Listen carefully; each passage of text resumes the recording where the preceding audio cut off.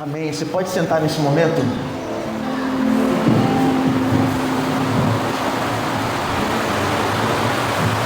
Essa manhã eu queria compartilhar uma palavra com vocês,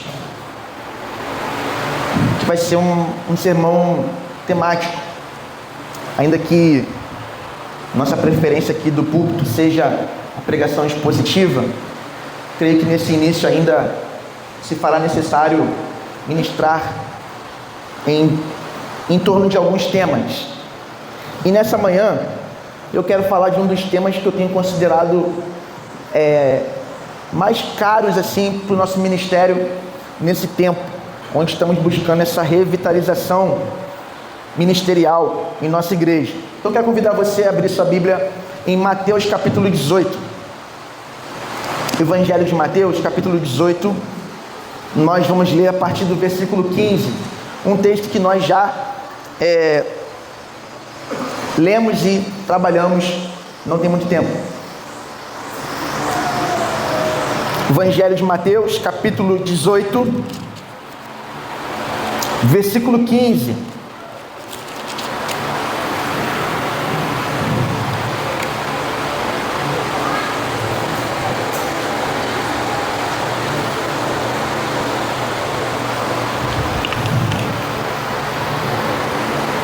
Vamos ler a palavra do Senhor?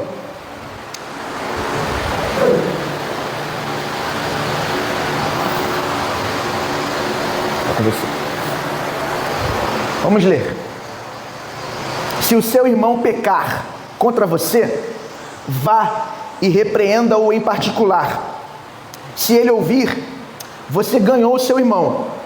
Mas se não ouvir, leve ainda com você uma ou duas pessoas, para que, pelo depoimento de 2 ou 3 testemunhas, toda questão seja decidida. E se ele se recusar a ouvir essas pessoas, exponha o assunto à igreja. E se ele se recusar a ouvir também a igreja, considere-o como gentio e publicano. Em verdade lhes digo que tudo o que ligarem na terra terá sido ligado nos céus, e tudo o que desligarem na terra terá sido desligado nos céus. Em verdade também lhes digo que, se 2 de vocês sobre a terra concordarem a respeito de qualquer coisa que vierem a pedir, isso lhes será concedido por meu Pai que está nos céus. Porque onde estiverem 2 ou 3 reunidos em meu nome, ali estou no meio deles. Amém, irmãos? Palavra de Deus para nós nessa manhã. O tema que nós vamos abordar nessa manhã é o seguinte: igreja local. Estamos entendendo tudo errado. Vamos repetir? Igreja local. Estamos entendendo tudo errado. Vamos lá. O que o impeachment do ex-presidente Collor e da presidente Dilma Rousseff, o que também a condenação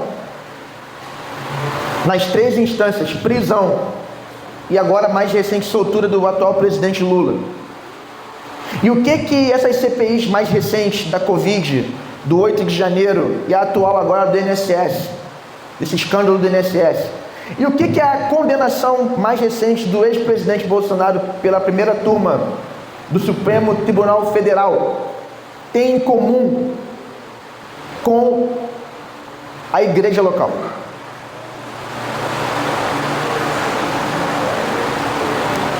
O que essas decisões do Estado brasileiro têm em comum com as decisões, por exemplo, de uma PIB do Mendanha, num domingo de manhã, numa assembleia ordinária ou extraordinária? Ou mesmo o que tem a ver todas essas questões do Estado brasileiro com o discipulado que é feito numa igreja local como a PIB do Mendanha, ou a prática de uma disciplina eclesiástica que é realizada num contexto de uma igreja local? Será que tem alguma coisa a ver? Alguém se arrisca a falar assim? Ou? Aguardando mais informações? Tá certo. Tem uma resposta para isso. E é uma resposta simples. Tanto o Estado brasileiro, com a sua Constituição e as suas leis, quanto uma igreja local, com as Escrituras, e no nosso caso com o Estatuto Eclesiástico, que precisa estar fundamentado no crivo, na base doutrinária das Escrituras, tanto um quanto o outro recebeu a autoridade do Rei dos Reis, o soberano e redentor Jesus Cristo de Nazaré. A Escritura vai dizer para nós em Romanos 13, versículo 1, que todos sejam sujeitos, estejam sujeitos às autoridades superiores, porque não há autoridade que não proceda de Deus, e as autoridades que existem foram por Ele instituídas. Lá no episódio da crucificação de Cristo, em João 19, abra sua Bíblia comigo em João 19, versículo 4, vamos conferir o que temos ali nesse relato do Evangelho de João, capítulo 19, a partir do verso 4. Quem não tem a Bíblia ou não tem nossa versão, pode acompanhar na tela ali em cima. Vamos lá. João 19, 4. Pilatos saiu outra vez e disse aos judeus: eis que eu o apresento a vocês, para que saibam que não encontro nele crime algum. Então Jesus saiu trazendo a coroa de espinhos e um manto de púrpura. E Pilatos lhe disse: eis o homem. Quando viram Jesus, os principais sacerdotes e seus guardas gritaram: crucifique, crucifique. Pilatos repetiu: leve-no daqui vocês mesmos e o crucifiquem, porque eu não encontro nele crime algum. Os judeus responderam: temos uma lei, e segundo essa lei, ele deve morrer, porque se fez filho de Deus. Pilatos, ouvindo tal declaração, ficou ainda mais atemorizado, e entrando outra vez no pretório, perguntou a Jesus: de onde você é? Mas Jesus não lhe deu resposta. Então Pilatos, preste atenção agora, então Pilatos o advertiu: você não me responde? Não sabe que tem autoridade tanto para soltar você, como para crucificá-lo? Jesus respondeu, leia comigo em voz alta: o Senhor não teria nenhuma autoridade sobre mim se de cima não lhe fosse dada. Por isso, quem me entregou ao Senhor tem maior pecado. A autoridade do Estado foi dada por quem? Por Deus. Agora, e a igreja? Mateus capítulo 16, vamos ler? Abra sua Bíblia em Mateus 16, versículo 13 a 20. Mateus capítulo 16, do 13 ao 20.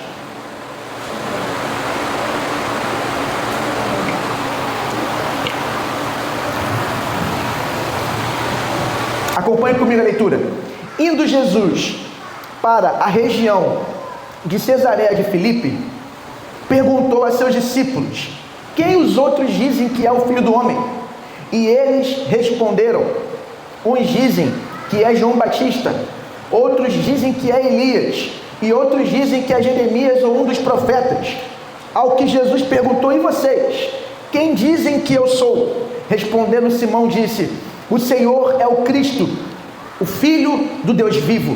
Então Jesus lhe afirmou: bem-aventurado é você, Simão Barjonas, porque não foi carne e sangue que revelaram isso a você, mas meu Pai que está nos céus. Também eu lhe digo que você é Pedro. Agora olha que interessante: e sobre esta pedra edificarei a minha igreja, e as portas do inferno não prevalecerão contra ela. Preste atenção ainda mais agora no 19. Eu lhe darei as chaves do reino dos céus.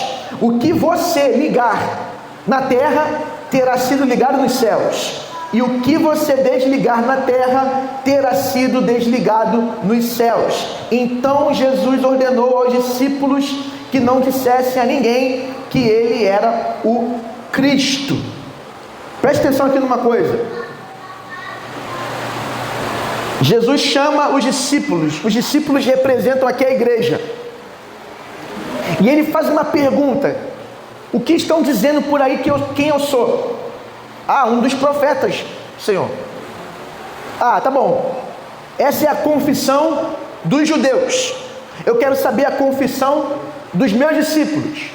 Alguém se prontifica? O apóstolo Pedro se prontifica e diz: tu és o... Diga alto: tu és o Cristo, o Filho do Deus vivo.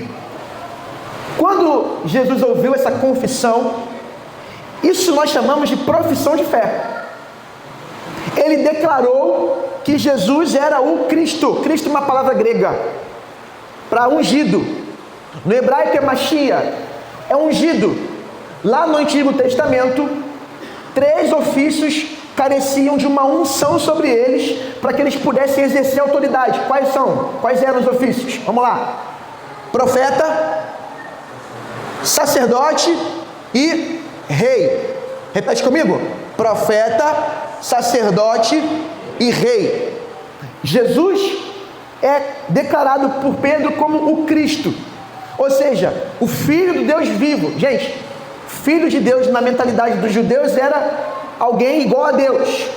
Então Pedro tanto declarou que ele tinha o tríplice ofício, profeta, sacerdote e rei. Ele foi ungido para ser aquele que iria profetizar a Israel, ou seja, o grande profeta de Israel, o sumo sacerdote do povo de Deus, aquele que entregaria a sua vida, se tornaria mediador, ficaria entre o homem e Deus, e rei, alguém que teria uma autoridade de governo espiritual sobre o povo.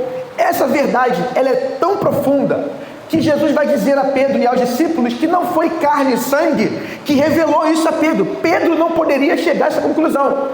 E aqui vai uma crítica, com todo respeito, à doutrina católica romana, que atribui a Pedro uma glória que é do Espírito Santo que revelou a Pedro, e Pedro declarou aquilo, mas ele declarou no Espírito. A declaração não é dele, provém do Espírito Santo de Deus, do Pai e do Filho, que iluminou o coração dele, inspirou ele a falar a palavra verdadeira. Com isso, Jesus ele declara entregar a Pedro o quê? As chaves do reino. Foi a Pedro, sim. Os católicos romanos estão certos ao afirmar que quem recebeu as chaves do reino foi Pedro, nesse texto. Mas ele recebe as chaves. Volta comigo no texto. Às vezes nós lemos a Bíblia e não conseguimos extrair conceitos importantíssimos para nós. Versículo 18. Também eu lhe digo que você é Pedro. Pedro aqui significa pedra. Pedra, ele está falando de algo que vai ser colocado para fazer uma edificação. Claro que é uma linguagem figurada de uma realidade espiritual. Eu estou pegando essa pedrinha, que é a tua confissão, Pedro, essa tua profissão de fé, vai ser a base para eu edificar o meu povo. O meu povo vai ser constituído de pessoas que possuem a mesma profissão de fé que você acabou de professar. Só pode ser meu povo quem reconhece que eu sou o Cristo, o Filho do Deus vivo, que eu sou profeta, sacerdote e rei e um verdadeiro Filho de Deus. Amém, irmãos?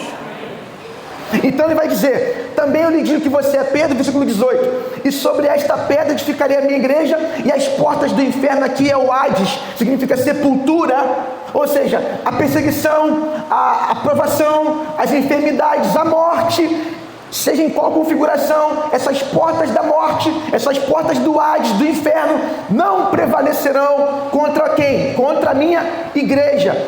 Os apóstolos morreram, os líderes da igreja primitiva morreram, os pais da igreja morreram, os grandes filósofos da escolástica cristã morreram, os reformadores morreram, todo mundo tem morrido, mas a igreja continua, ou não? Porque as portas da morte, do inferno, não podem prevalecer contra ela. Amém ou não? Aí Jesus vai dizer para Pedro: eu lhe darei as chaves do reino. Isso é muito importante para nós, porque chave do reino é uma linguagem espiritual para eu estou te dando autoridade. Você será o líder da minha igreja. Isso é confirmado lá no final de João capítulo 21. no final do livro de João, no capítulo 21, Jesus vai falar: você me ama? Apacenta as minhas ovelhas. Ou seja, Pedro, você é o líder. Pedro, você é o pastor primeiro titular da minha igreja. A minha autoridade eu estou te dando. O que você ligar na terra, olha o versículo 19: o que você ligar na terra terá sido ligado nos céus. Ou seja, Pedro, você vai identificar e vai reconhecer quem é salvo e quem não é. Você vai assinar embaixo a profissão de fé das pessoas e vai dizer: olha, o Fábio professou fé legítima em mim, então eu vou ligar na terra que ele pertence ao povo de Cristo, ele pertence ao reino de Deus. Pedro ligou na terra, está ligado nos céus. Amém, irmãos? Deu para entender? Só que agora vamos caminhar, porque senão a gente vai pensar assim: então Pedro está cheio de poder. Só que Pedro declara isso no meio dos discípulos. E se esse fosse o único texto que Jesus falasse sobre ligar na terra e desligar na terra, nós teríamos que reconhecer que uma pessoa é o suficiente para ligar na terra e desligar na terra. Então, aí os católicos romanos definiram que o ministério de Pedro teve sucessão. Quem são aqueles que sucedem Pedro? São os, para a doutrina católica romana, são os papas. Santo Padre, não é isso? E entre eles é o Santo Padre que tem a palavra final sobre quem é e quem não é cristão e sobre a doutrina correta da igreja. Agora, como eu estava dizendo, o apóstolo Pedro recebeu as chaves do reino dos céus para ligar e desligar na terra, e isso será ligado e desligado nos céus, ou desligado nos céus. Essa mesma autoridade de ligar e desligar, Jesus confere mais adiante, no capítulo 18 de Mateus, à igreja. Abre comigo a Bíblia, porque esse é o texto que nós começamos a ler. O primeiro texto que nós lemos foi esse, Mateus 18, versículo de número 18 a 20. Vamos ler de novo, acompanhe comigo o texto. Em verdade lhes digo, falando para a igreja, que tudo o que ligarem na terra terá sido ligado nos céus, e tudo o que desligarem na terra terá sido desligado nos céus. Em verdade também lhes digo que se dois de vocês, ou seja, irmãos, para ter uma igreja tem que ter no mínimo, não existe igreja solo. Eu sou a igreja no meu quarto com Deus. Toda pessoa que falar para você assim: eu não preciso da igreja, eu não tenho que ir à igreja, eu tenho o meu particular com Deus, está indo contra a Bíblia. Porque você só pode pertencer ao povo de Deus se você estiver reunido com 2 ou 3 no mínimo. Amém, irmão? Então vamos lá. Em verdade vos digo que se 2 de vocês sobre a terra concordarem, vamos ler de novo, 19. Em verdade também lhes digo que se 2 de vocês sobre a terra concordarem a respeito de qualquer coisa que vierem a pedir, isso lhe será concedido por meu Pai que está nos céus. Lembrando, você não pode isolar o texto do seu contexto. Esse texto não está falando de oração. Esse texto não está falando de peça e Deus fará. Ligue na terra, será ligado nos céus. Liga o teu carro na terra, que o teu carro vai ser ligado no céu. Ligue tua casa própria na terra, que não está falando sobre isso. O texto está falando sobre disciplina eclesiástica. Se alguém pecar e o outro for lá e confrontar, essa pessoa não se arrepender, chame mais 2 ou 3 testemunhas. Se não se arrepender, leve à igreja. Se não se arrepender, a igreja vai dizer: você não é cristão. E por quê? Porque a igreja também tem a autoridade de ligar na terra e ligar no céu, desligar na terra, desligar no céu. A igreja confirma a profissão de fé de um cristão e também diz: ele não é um cristão. Amém? Essa responsabilidade está sobre quem? Diga, nós. Quem liga e desliga na terra a profissão de fé de alguém? É o pastor? Não, diga, é a igreja. A responsabilidade é nossa. O pastor também participa disso, mas ele não faz sozinho. Então essa ideia de Pedro ter as chaves do reino, não, irmãos. Pedro recebeu as chaves, mas essas chaves, elas são operadas pela igreja. Pedro, ele só recebeu uma autoridade de liderança na igreja, mas quem liga e desliga, de fato, de verdade, por conta desse texto aqui, que é um texto que vai complementar o que ele falou 2 capítulos antes, Quem confirma e não confirma a fé de alguém é a igreja. Deus dá ao apóstolo Pedro a liderança do ministério apostólico da igreja, mas no segundo momento ele fixa que a autoridade acima de Pedro é a autoridade da igreja enquanto assembleia, que precisa decidir e ordenar debaixo da liderança do Espírito Santo e da palavra de Deus. Quem excomunga não é um homem, não é um apóstolo, não é um bispo, não é um pastor. Quem excomunga um falso cristão na igreja é a igreja, é a assembleia. Posso ouvir aí um amém? Então essa responsabilidade, em última instância, não pertence a um homem ou ao suposto sucessor de Pedro, como os papas dos católicos romanos. Nem uma tradição, um alto clero, uma equipe de mais conhecimento teológico e espiritual. Não, os cardeais. Não, irmão, nem a tradição. Isso é dado aos membros ativos e dinâmicos do corpo de Cristo, que vai incluir os pastores, os líderes e os membros.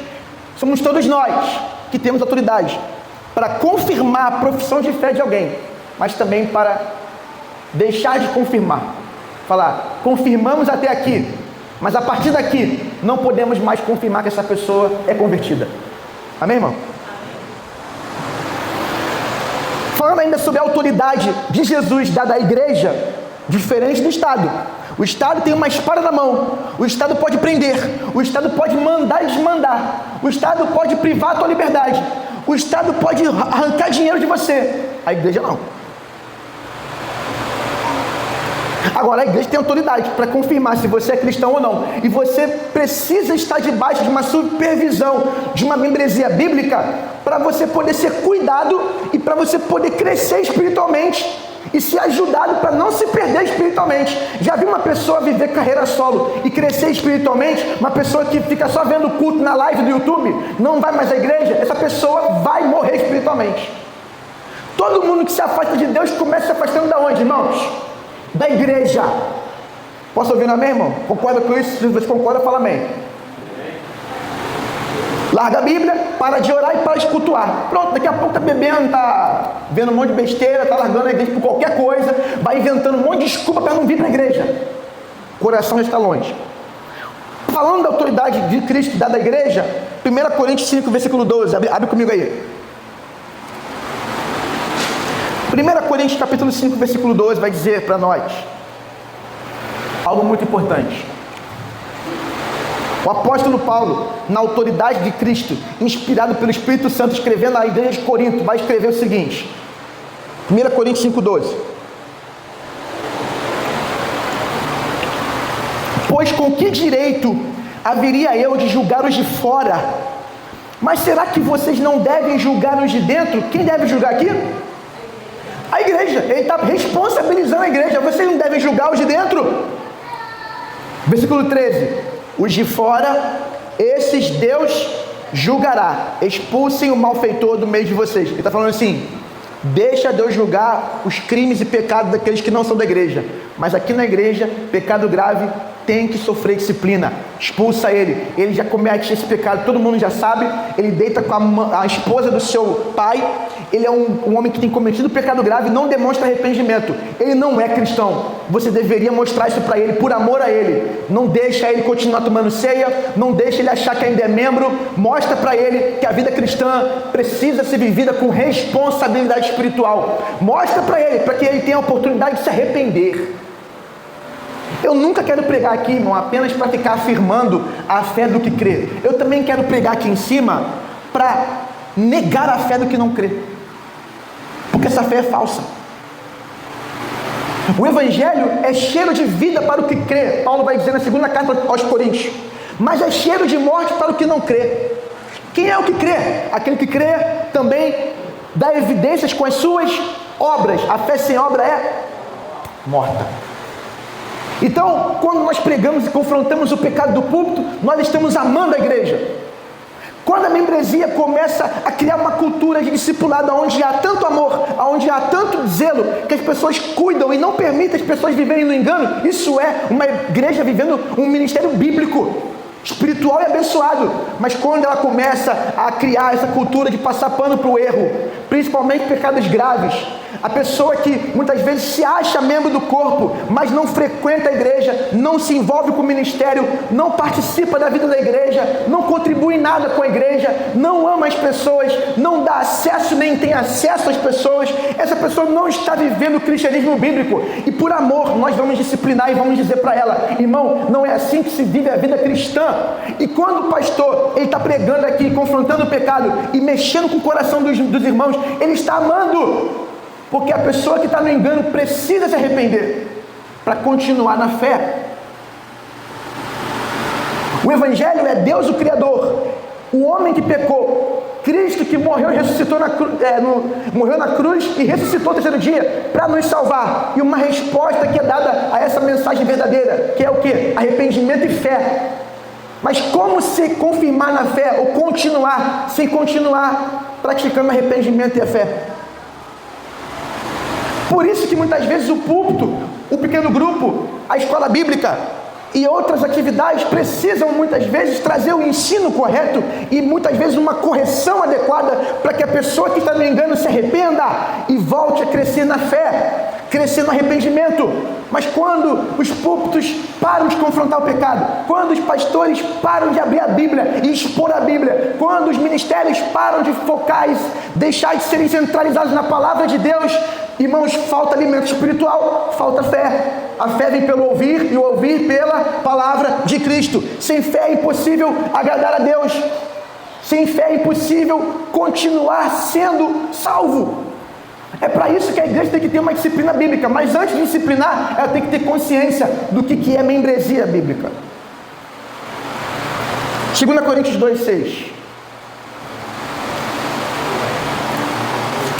Paulo ainda aos Coríntios vai dizer assim na segunda carta: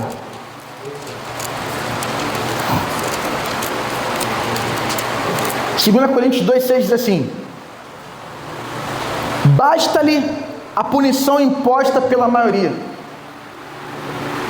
Você não entendeu o contexto? Vamos ler o 5. Ora, se alguém causou tristeza, não o fez a mim, mas para que eu não seja demasiadamente áspero, digo que em parte causou tristeza a todos vocês. Está falando assim: olha, a pessoa que pecou e por um tempo não se arrependeu, não está entristecendo só a mim que lidera a igreja, mas também a igreja.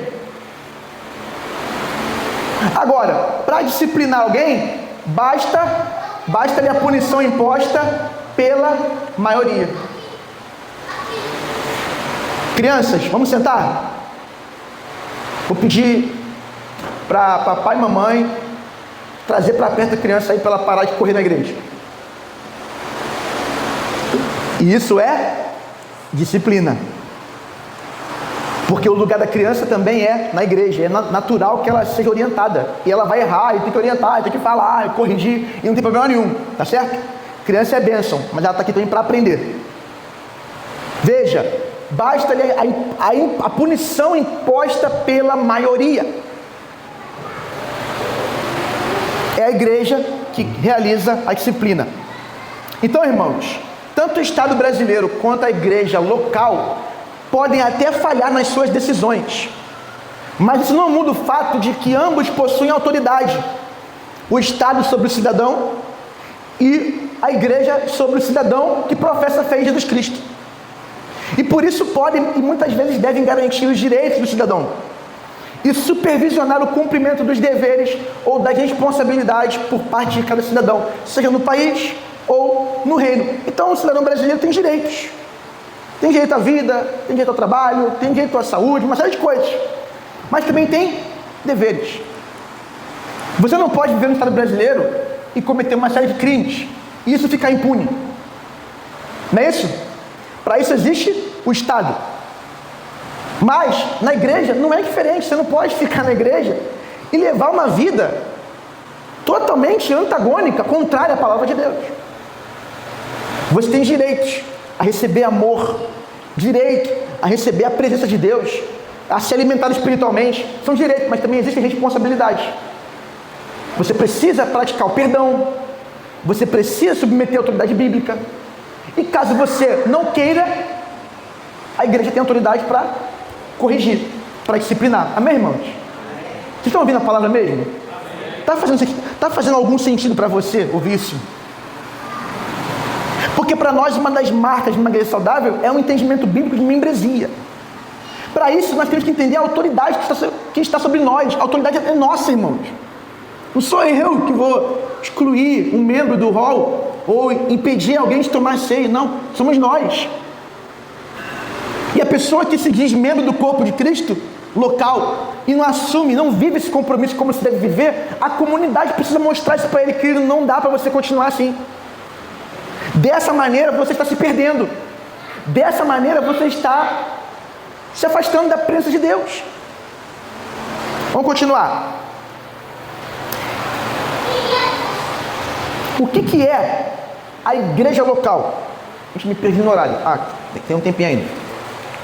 O que é a igreja local? Eu vou citar aqui de novo o Jonathan Leeman, presidente da Nove Marcas.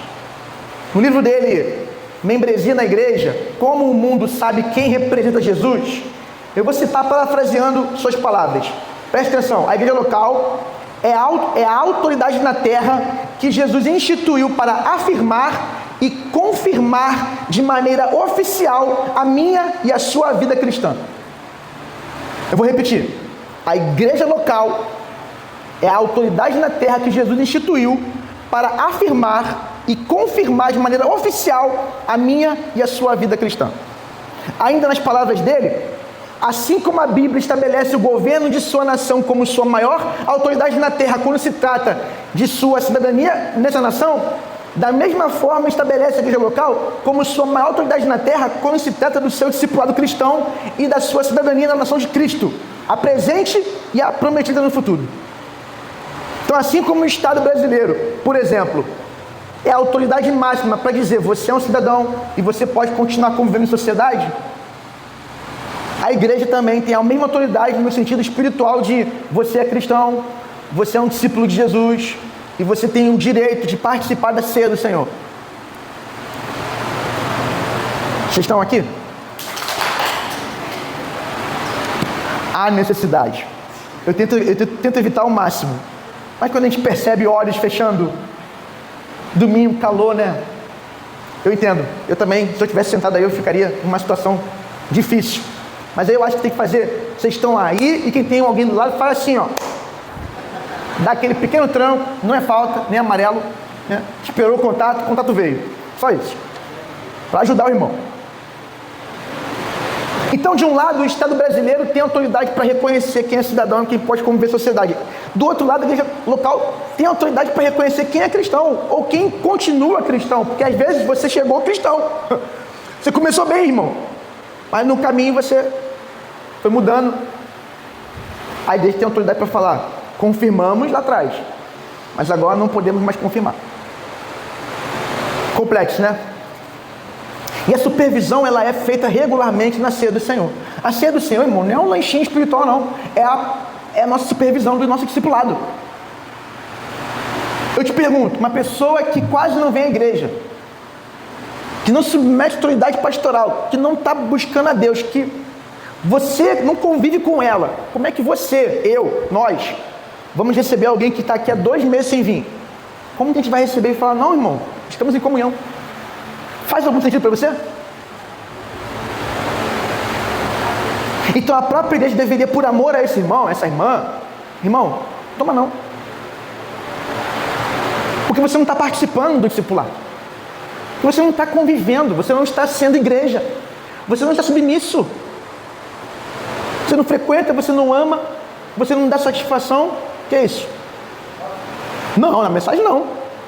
Isso aí, perguntas e dúvidas na EBD. Uma pergunta? Que medo. Vai. Pergunta.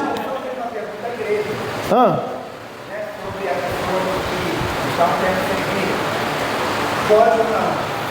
Aham. Então, a Bíblia diz que nesse momento a gente deve examinar a igreja. Se eu não alguém sobre aquela pessoa que está no meu meio, eu estaria examinando ela, não ela sim. Entendi. Então, o que acontece? Nessa dinâmica de membresia, se uma pessoa está ausente, Primeiro, ela está ausente. Ela tem uma liderança sobre ela? Tem. Então ela vai dar uma satisfação para a liderança, porque ela está ausente. Ou ela não pode falar, ela vai pedir alguém para falar. Avisa o pastor, avisa o meu líder, que eu não vou poder estar nos próximos 3 domingos, porque eu estou doente, ou porque eu vou fazer uma viagem. Caso a pessoa não dê satisfação, cabe à igreja, nessa supervisão, nesse relacionamento, fazer contato. Tá tudo bem, meu irmão? Existe uma dinâmica por dentro, só que eu não vou conseguir explicar tudo agora, eu estou introduzindo. A parte prática tem que voltar aqui mais vezes para a gente continuar, não vai dar para falar agora, mas existe uma necessidade da igreja viver esse discipulado onde há relacionamento. E no relacionamento, como é que você está, meu irmão? Nunca é afirmando nada. Esse autoexame é feito sim, no ato da ceia. Mas a igreja, na autoridade que ela tem sobre as pessoas, ela precisa também zelar. Cadê a pessoa que não está vindo aqui? Porque se nós passamos domingos e domingos e domingos percebendo que tem 3, 4 pessoas que não frequentam mais e ninguém sabe por quê, e nós não vamos à pessoa para tentar entender o cenário dela, ao qual ela não justificou por não estar mais frequentando, o que cabe a nós? Rever esse pecado nosso, de falta de amor. Nós temos que amar, nós temos que manter contato. Imagine uma pessoa que nós fazemos contato, a irmã Thalita falou com a pessoa, a irmã Ceninha falou com a pessoa, eu falei, a Adriana falou, as pessoas estão preocupadas, procurando entender, e essa pessoa simplesmente diz, tá bom, irmão, eu não vou não, tá tudo bem, eu tô bem.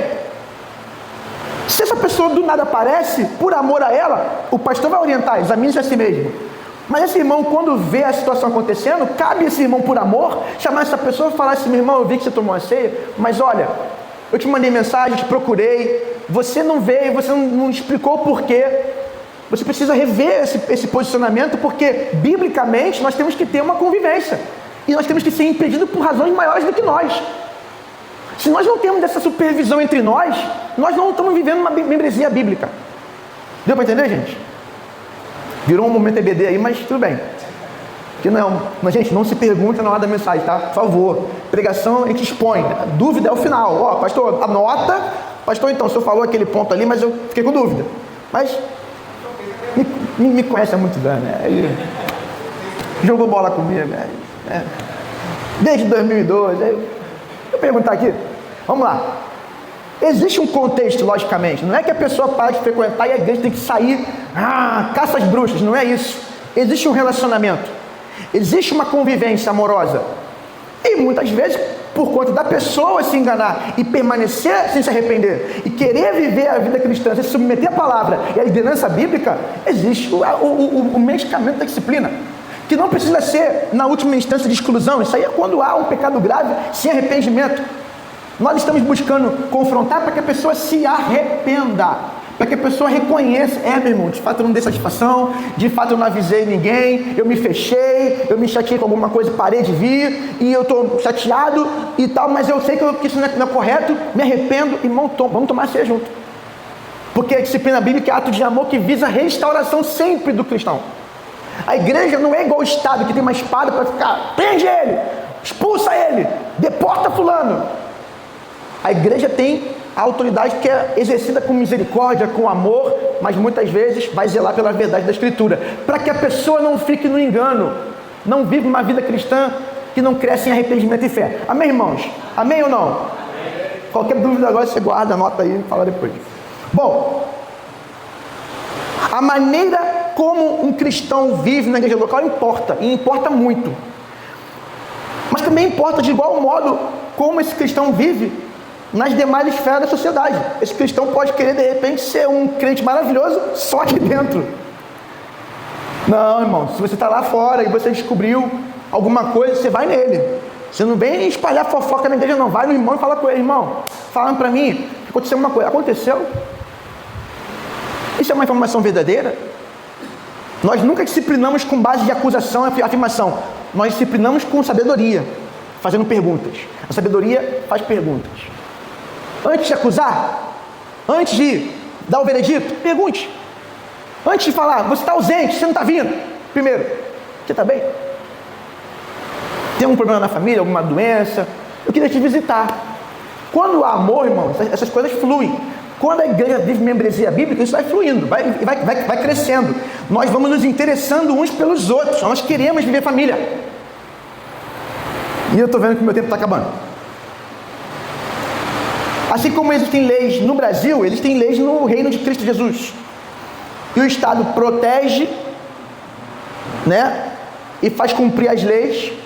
É o que nós chamamos de Estado de Direito. Não dá para um ser humano ficar aqui fazendo esquema de lavagem de dinheiro, esquema de sequestro, serial killer, e o Estado não fazer nada. Isso seria uma injustiça, não é isso? E a igreja? Também, irmãos, nós protegemos e fazemos cumprir a lei do Evangelho, que é amar a Deus sobre todas as coisas e amar o próximo como a si mesmo. E como nós fazemos isso, irmãos? Na nossa convivência, no ensino do púlpito. Cidadãos brasileiros não podem viver na prática de crime sem que haja uma intervenção do Estado. Cristãos não podem viver no auto-engano e contínua imaturidade espiritual sem apresentar nenhuma evidência de crescimento em Cristo, sem que haja uma intervenção da igreja local no discipulado e na disciplina bíblica. E dá para perceber, irmão, você percebe quando a pessoa não está disposta a amadurecer espiritualmente. Dá para perceber no culto, muitas vezes. E olha, daqui de cima eu vejo tudo. Não quer dizer que o fato que eu não estou falando nada que eu não estou vendo. Pessoas que muitas vezes na hora da mensagem estão mexendo no celular, não estão prestando atenção na palavra em momento algum. Pessoas que vão chegando na igreja no meio do culto, pessoas que quando o culto termina, sai correndo, não querem falar com ninguém. Pastor, vê tudo. Não tudo, né? Eu não sou Deus. Vai ver muita coisa. Isso são sinais. Sinais que a pessoa não está feliz na igreja, que ela não está se sentindo bem aqui. E eu acho que uma igreja bíblica, uma membresia bíblica, as pessoas vão se perceber dessa forma e vão se acessar. Fulano, tudo bem? Fulano, estou sentindo sua falta. Fulano, estou percebendo que você não está conseguindo prestar atenção. Você está acontecendo um problema na sua casa? Meta a sua vida com Deus. Aí vem o discipulado. O discipulado é isso, irmãos. Relacionamento. Eu te pergunto, com quantas pessoas dessa igreja você tem amizade espiritual? Com quantas pessoas você se encontra para falar sobre a palavra de Deus? Não sobre futebol, não sobre política, não sobre economia, sobre a Bíblia. Qual é o teu nível de relacionamento com a igreja local? Ou seja, com os membros da igreja local. Então vamos lá, para a gente poder caminhar para finalizar. Falo isso tudo, irmãos, porque a igreja local não é um clube, não é uma associação voluntária. A igreja local é um povo de um reino ou de uma nação, a nação santa, em 1 Pedro 2,9. O Jonathan Lima vai dizer no seu livro: ao abrir a Bíblia, pare de procurar elementos que caracterizam um clube com seus membros voluntários. Ao contrário, procure na Bíblia um Senhor e os indivíduos de seu povo unidos entre si. Procure também outras formas de unidade, irmãos e irmãs em uma família. A metáfora da autoridade, a metáfora da igreja como uma instituição que tem autoridade, que é o que nós trabalhamos até esse momento, ela é uma das metáforas sobre a igreja. A igreja também é família. A igreja também é como se fosse ramos de uma vinha. Existe uma linguagem de unidade que a igreja precisa compreender. Nós somos família. Eu vou parar nesse ponto aqui último. E semana que vem a gente continua. Parte 2. Tá certo? A igreja, em contrapartida, ou porém, na igreja existe bem mais do que autoridade institucional sobre mim e você. Precisamos compreender a igreja como família, como rebanho, e por aí vai. Mas todas as realidades das metáforas de família, de rebanho, de ramos de uma vinha, elas precisam estar ajustadas dentro da estrutura de autoridade da igreja local. Nós somos família, mas nós somos também uma instituição que tem autoridade dada por Jesus. Por isso que é importante começar por ela.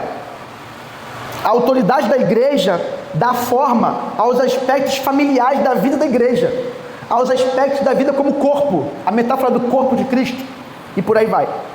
E aí, para mim, e eu concordo muito quando eu li isso aqui, no livro do Jonathan Lima, essa metáfora da embaixada, ela é muito boa. para a gente poder desconstruir ou se afastar dessa visão que muitos têm da igreja como clube ou como associação voluntária. Tem gente, irmão, que acha que na igreja, né, é aquela coisa assim, eu vou quando eu quiser e o meu dízimo é mensalidade. Tem gente que pensa que é assim. Não, e quando eu quiser, eu não vou mais. Quando eu quiser, eu mudo de igreja. Se eu me aborrecer com alguma coisa, tudo bem, eu paro de ir. Ou eu paro de dar dízimo. Ou eu paro de dar oferta. Porque a pessoa acha que isso é uma mensalidade. Já que eu não vou ter algum privilégio, já que eu não vou ter acesso a algumas coisas que eu quero, eu paro de pagar mensalidade. A igreja, apesar de não ser o reino, a igreja é uma embaixada do reino de Deus. O que é uma embaixada? Alguém sabe o que é uma embaixada? Agora eu vou... Fala aí, vai. Alguém sabe o que é uma embaixada? É a representação que faz em todo o estado. Isso aí. Ou seja, uma embaixada é uma instituição que representa uma nação dentro de outra nação. O pastor João Mário, que é uma das referências minhas da minha adolescência, me lidou aí com o Maikson, que muitos não conseguiriam lidar mesmo, né? Tem uma história com ele que eu tinha 15 anos, estava tocando bateria, e eu era muito rebelde. E ele me contrariou lá, uma coisa que eu não gostei que ele falou, peguei a baqueta e fiz assim, ó. Aí eu falei, não, melhor não. Ele estava de costas. Eu pensei em tacar a baqueta no meu líder. Olha que coisa, era uma bênção, né? Ele está morando em Portugal. Veio correndo ontem, porque faleceu a mãe dele. Encontrei com ele ontem, ele até ficou de vir aí hoje de manhã. E ele morando em Portugal, ele é cidadão brasileiro em Portugal. Então assim, digamos que ele lá em Portugal, o passaporte dele venceu. O passaporte é o documento que legitima que alguém é cidadão brasileiro estando em Portugal, por exemplo. Não é isso? Se o passaporte vencer, ele está ilegal no país. Concorda? Certo? Então ele precisa fazer o quê? Renovar o passaporte dele. Ele faz isso aonde? Na embaixada brasileira em Portugal. Vocês estão aí? Então a embaixada, ela não te torna cidadão quando você renova o passaporte. Ela apenas está legitimando de maneira oficial que você é cidadão brasileiro. O cidadão não pode sozinho pegar um carimbo na loja e falar assim, não, tá aqui, tá renovado. Quem tem essa responsabilidade, essa prerrogativa e autoridade é a embaixada. Assim, ela garante os direitos e os benefícios de cidadão brasileiro em solo português. Por isso que é importante ter embaixada brasileira nos países aí do mundo, para você poder ficar protegido, senão você vai ficar debaixo da lei do país lá. Então a embaixada representa um lugar dentro de outro lugar aqui nesse planeta. Agora, e se eu te falar, por exemplo, que existe um outro tipo de embaixada, uma que representa um lugar do futuro? Isso é o que nós somos, igreja local. Porque a igreja local representa todo o grupo de pessoas que está debaixo do senhorio de Cristo, aos quais ele vai reunir todos no final da história. O Jonathan Lima ele vai falar assim, ó: a pátria dos cristãos não está em algum lugar do planeta Terra. Nossa pátria não é Brasil. Amém ou não? Não se tem medo. A nossa pátria não é o Brasil. Amém ou não? Nossa pátria é o céu. Amém, igreja?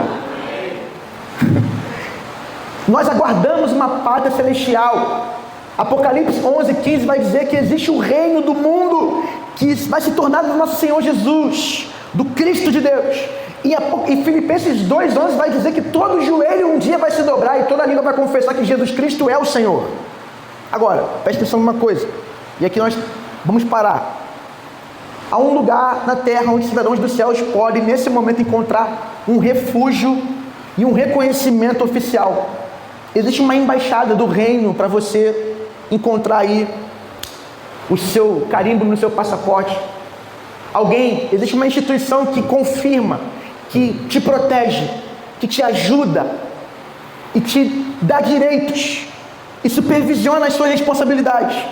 O nome desse lugar, dessa embaixada, é igreja local. Por isso eu comecei com esse tema, igreja local. Estamos entendendo tudo errado. Nós precisamos entender a autoridade da igreja para que nós possamos exercê-la. Eu, como pastor, oriento.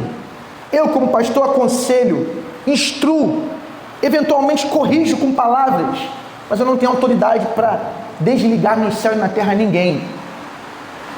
Eu não tenho autoridade para tirar ninguém da igreja. Entenda isso, o pastor não pode disciplinar ninguém. Amém, irmãos? Você pode dizer amém de verdade para isso? Quem disciplina alguém?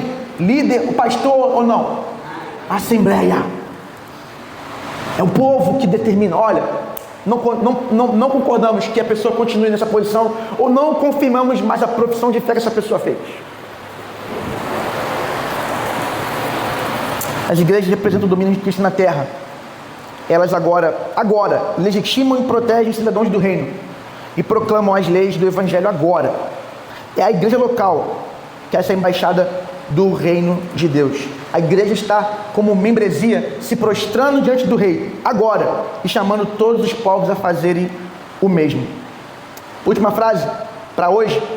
Jonathan Lima vai dizer: a igreja local é uma embaixada do domínio real, no sentido do domínio do rei, estabelecida no presente, que representa o reino futuro de Cristo e a vinda de sua igreja universal.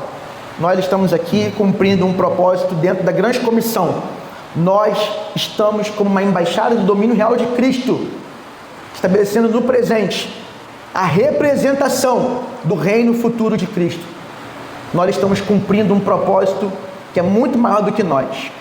Que Deus abençoe a PIB do Mendanha, para que ela continue sendo uma embaixada real do Rei Jesus e cumpra as suas funções com responsabilidade, amor, misericórdia e fidelidade às Escrituras. Você recebe essa palavra essa manhã? Amém. Vamos orar.